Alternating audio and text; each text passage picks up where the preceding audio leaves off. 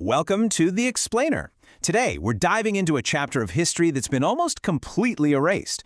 We're talking about an empire that thrived for over 1,000 years, and then, well, it just sort of vanished from our collective memory.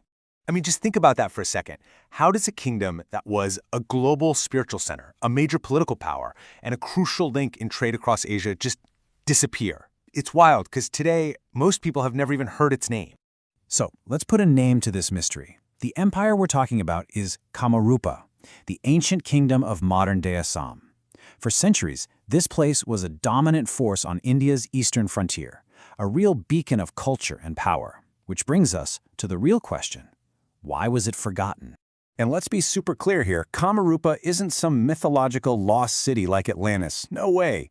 Its existence is well documented in some of the most important texts in history, from the epic Mahabharata all the way to detailed accounts by meticulous Chinese travelers who saw it with their own eyes. Okay, so let's try to get a sense of scale. What are we actually talking about when we say empire? Just how big and influential was this forgotten kingdom? Let's try and reconstruct its map. First things first, get rid of any idea that this was just some minor local player. The evidence shows Kamarupa was a huge, sprawling kingdom with immense strategic importance. It was a big deal. At its absolute peak, its territory was massive. It covered all of modern Assam, of course, but also parts of Bengal, regions of Meghalaya, and even stretched into what we now know as Bangladesh and Bhutan.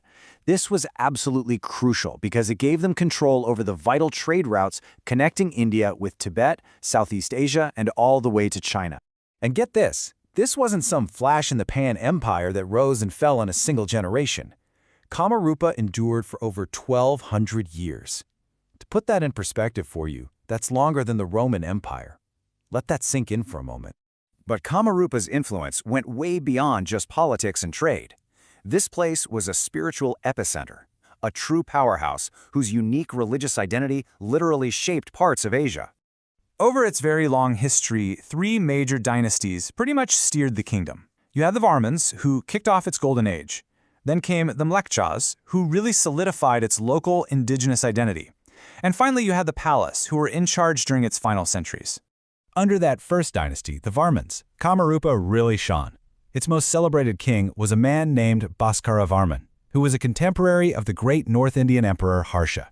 This guy was a renowned patron of the arts and learning, and he even had diplomatic ties that went all the way to China. But the thing that truly set Kamarupa apart, its unique claim to fame, was that it was the undisputed world capital of Tantra. You know, that profound spiritual tradition that's centered on divine feminine energy. And at the very heart of this spiritual empire was the Kamakhya Temple. It's considered one of the most powerful Shaktipitas on the entire planet, a site of such immense secret energy that it drew pilgrims and spiritual seekers from all across the continent and beyond. And hey, you don't just have to take our word for it. We have an outsider's perspective. The famous Chinese pilgrim Xuanzang visited during Bhaskaravarman's reign. And he didn't describe some remote backwater. He wrote about a prosperous kingdom with literate rulers and a strong administration, a highly sophisticated society. So this brings us right back to our big mystery.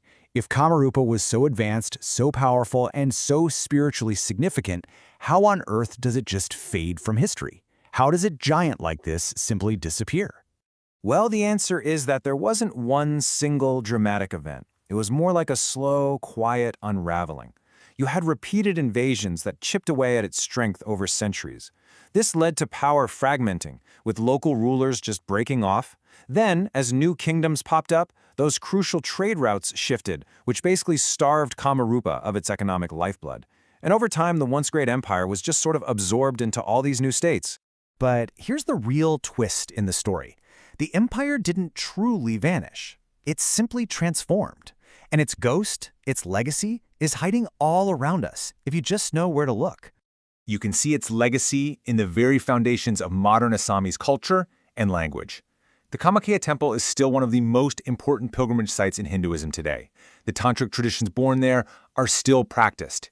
Even place names and local stories whisper about this ancient past.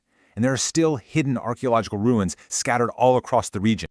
So, you see, Kamarupa is the ultimate historical illusion. It seems like it vanished, but what it really did was dissolve into the very fabric of the region. Its buildings may have fallen to dust, but its memory, its culture, its spirit, that shaped everything that came after. It's an incredible reminder that history is never truly lost. Sometimes it just changes its